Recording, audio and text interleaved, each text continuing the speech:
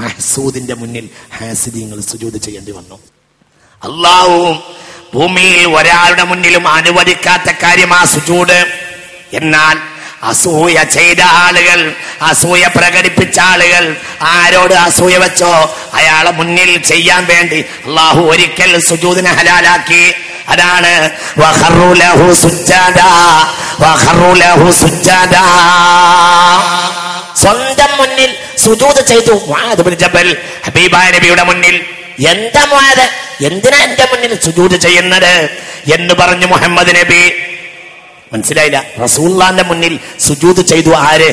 മുആദ് ഇബ്നു ജബൽ. സിറിയയിൽ നിന്നിലേക്ക് ഗവർണറായി പറഞ്ഞയച്ചു. ഒരിക്കൽ വന്നപ്പോ സുജൂദ് ചെയ്തു. ഇതെന്താന്ന് ചോദിച്ചു. അവിടുത്തെ ആ മുസ്ലിമീങ്ങൾ അവരെ നേതാക്കളെ മുന്നിൽ സുജൂദ് ചെയ്യുന്നുണ്ട്, അത് ഞാനിവിടെ നടപ്പിലാക്കിയതാണ്. അപ്പോൾ പറഞ്ഞു പാടില്ല. ഞാൻ നിങ്ങളോട് പറഞ്ഞില്ലേ, കഴിഞ്ഞ ആഴ്ച പറഞ്ഞല്ലോ. അപ്പോൾ നിങ്ങൾ ചിന്തിക്കണം, മുഹമ്മദ് നബിയുടെ മുന്നിൽ പോലും സുജൂദ് ചെയ്തൽ ഹറാമാക്കി. എന്നാൽ ഹാസിദീങ്ങൾ മഹ്സൂദിന്റെ മുന്നിൽ സുജൂദ് ചെയ്യൽ വഖറു ലഹു സുജ്ജദാ, വഖറു വീണു ലഹു യൂസുഫിന് വേണ്ടി സുജ്ജദൻ സജ്ദീങ്ങളായി. നിങ്ങൾ ചിന്തിക്കേ. പക്ഷേ ഒരു പ്രശ്നമുണ്ട്. ഹാസിദ് മഹ്സൂദ് ഹാസിദിനെ പോലെ ആയില്ല. മഹ്സൂദ് സബർ ചെയ്തു, തിരിഞ്ഞില്ല. മഹ്സൂദ് സബർ ചെയ്തു. മഹ്സൂദിന്റെ ബാപ്പയായ യാക്കൂബ് നബി പറഞ്ഞത് ഫസബ്റുൻ ജമീൽ, ഫസബ്റുൻ ജമീൽ. ചിന്തിക്ക്. ജയിലിലകപ്പെട്ടപ്പോൾ പറഞ്ഞു റബ്ബി സിജ്നു അഹബ്ബു ഇലയ്യ മിമ്മാ യദ്ഊനനി ഇലൈക്.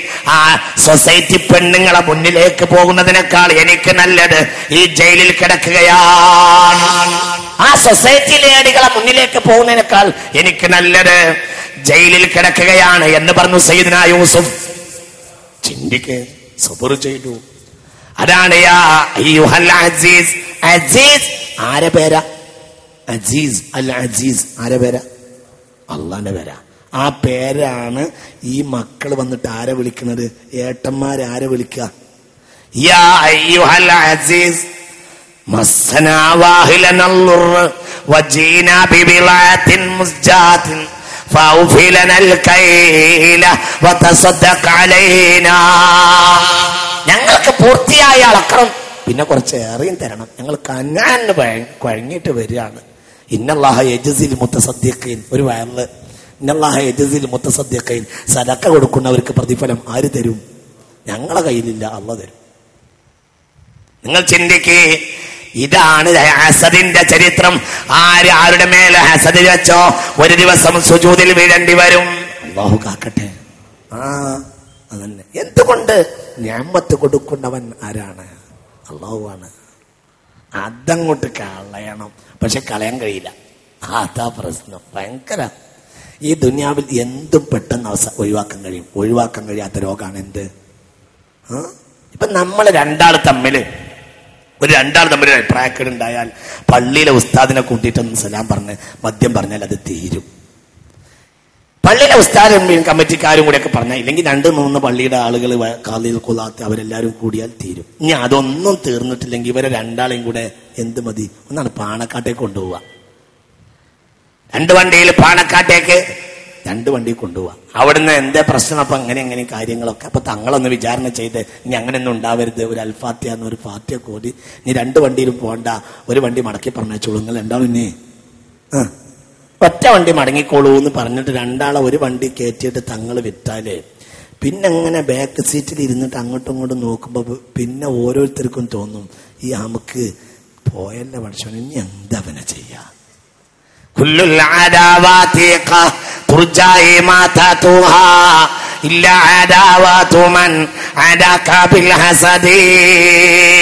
ഏത് ശത്രുതയും പറഞ്ഞാൽ തീരും, എന്നാൽ അസൂയയുടെ ശത്രുത പറഞ്ഞാൽ തീരൂല.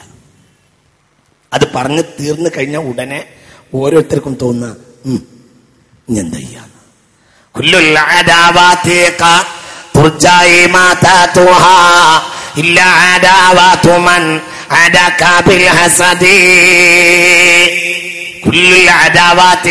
ഏത് ശത്രുതയും അതിനെ നമുക്ക് നശിപ്പിച്ചു കളയാം.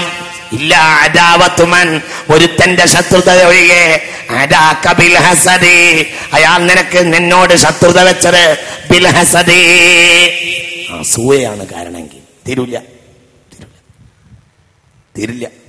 അത് തീരുന്ന നീ പ്രതീക്ഷിക്കും വേണ്ട. അശ്ഹദു അല്ലാ ഇലാഹ ഇല്ലല്ലാഹ് അസ്തഗ്ഫിറുല്ലാഹ് അസ്അലുകൽ ജന്നത വഅഊദു ബിക മിനൻ നാർ. അശ്ഹദു അല്ലാ ഇലാഹ ഇല്ലല്ലാഹ് അസ്തഗ്ഫിറുല്ലാഹ് അസ്അലുകൽ ജന്നത വഅഊദു ബിക മിനൻ നാർ. അശ്ഹദു അല്ലാ ഇലാഹ ഇല്ലല്ലാഹ്. അതല്ലേ അബൂജഹലിന് അറിയാമായിരുന്നല്ലോ മുഹമ്മദ് നബി നല്ലവനാണ്.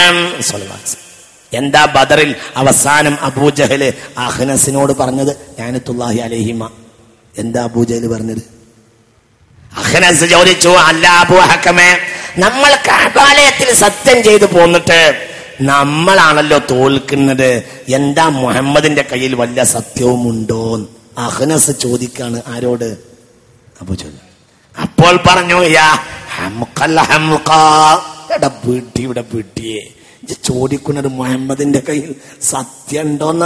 ഇന്നഹു ലസാദിഖുൻ, മുഹമ്മദിന്റെ കയ്യിൽ സത്യമുള്ളൂ.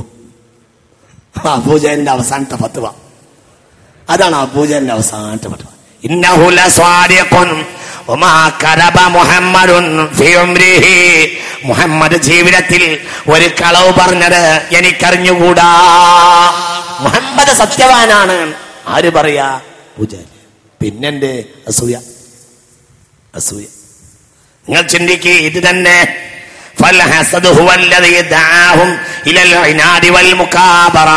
അവര് പുണ്യനബിയെ നിസാരമാക്കിയത്, വലിപ്പത്തെ ചെറുപ്പാക്കാൻ നോക്കുകയാണ്. ഒരു ശൈലി അങ്ങനെ തന്നെയാണ്. ഒരാൾ ഗൾഫിൽ പോയി നല്ല പൈസക്കാരനായി വന്നു. അപ്പോൾ നാട്ടിലെ വലിയ മുതലാളിയേക്കാൾ അയാൾക്ക് പൈസ കൂടിയെന്ന് വെക്കുമോ? ഞാൻ എക്സാമ്പിൾ കേട്ടോ, ഒന്നും ഉണ്ടായിട്ടല്ല, ഒരു ഉദാഹരണം പറഞ്ഞത്. അപ്പോൾ പിന്നെ നാടും വാങ്ങി കുട്ടിയും അയാളെ പിന്നാലെ ആളും കാര്യമൊക്കെ. അപ്പൊ പിന്നെ വലിയ മുതലാളി എന്ത് പറയും? നമ്മക്കറിയില്ലേ ആരായിരുന്നു പരൊക്കെ എന്ന് പറയും. ഇതേ വാക്കാണ് അബൂജഹൽ പറഞ്ഞത്.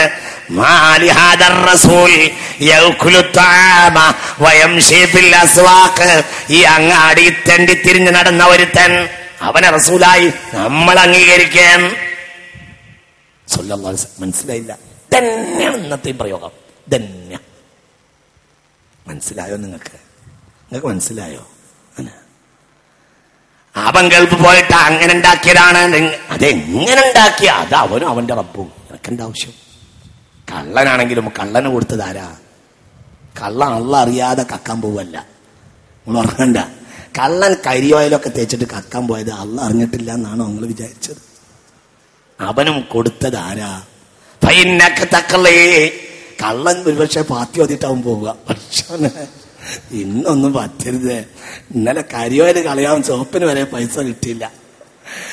ഇന്നൊന്നും പറ്റരുതേന്ന് ദ്വാർന്നിട്ടാവും. ഞാൻ നേർച്ചപ്പെട്ടേക്ക് പൈസ ഇടാ, എത്തിങ്കാനെ കുറിച്ച് കാര്യം ഇതൊക്കെ നേർച്ചയാക്കിയിട്ടാവും. ആര് പോവുക? കള്ളം പോവുക. കള്ളന് കൊടുക്കുന്നവൻ ആരാ? അല്ലാഹു അൽ-മുഅത്തി. കൊടുക്കുന്നവൻ ആരാ? ഈ കള്ളനാണ്ടാ മാത്രം. അല്ലാഹു നമ്മളെ കാക്കട്ടെ. ഏതായാലും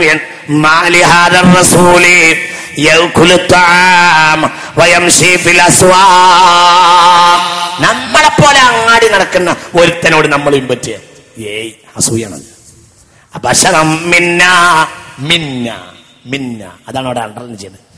അബശറം മിന്ന വാഹിദൻ നത്തബിഉ. അബശറം മിന്ന വാഹിദൻ നത്തബിഉ. നമ്മളെ കൂട്ടത്തിൽപ്പെട്ട ഒരാളുടെ പിന്നാലെ നമ്മൾ നടക്കുകയോ? നത്തബിഉ, പിന്നാലെ നടക്കുക. ബശറം മിന്ന. അള്ളയും അത് തന്നെ പറഞ്ഞത്. നിങ്ങളെ കൂട്ടത്തിൽപ്പെട്ട ഒരാളെ പിന്നാലെ നടക്കുക. ലഖദ് ജാഅകും റസൂലും മിൻ അൻഫുസികും. നിങ്ങളിൽപ്പെട്ട ഒരാളെ അള്ളാഹു തെരഞ്ഞെടുത്തു എങ്കിൽ നടക്കുക. തന്നെ ഒരാളെ അള്ളാഹു തെരഞ്ഞെടുത്താൽ, നമ്മളെ കൂട്ടത്തിൽ ഒരാള് പള്ളിയുടെ പ്രസിഡന്റായാൽ, പിന്നെ മഹല്ലിന്റെ അധികാരി, അടുത്ത ജനറൽ ബോഡി വരെ അയാളാരാണെങ്കിലും അള്ളാഹു നിഅമത്ത് അയാളെ പ്രസിഡന്റാക്കാൻ തീരുമാനിച്ചതാരാ? അവിടെ അസൂയ വെച്ചാ പിന്നെ പള്ളിയിൽ കൊലപാതകം ഉണ്ടാവും. അതാണ് പള്ളിയിലെ കൊലപാതകം.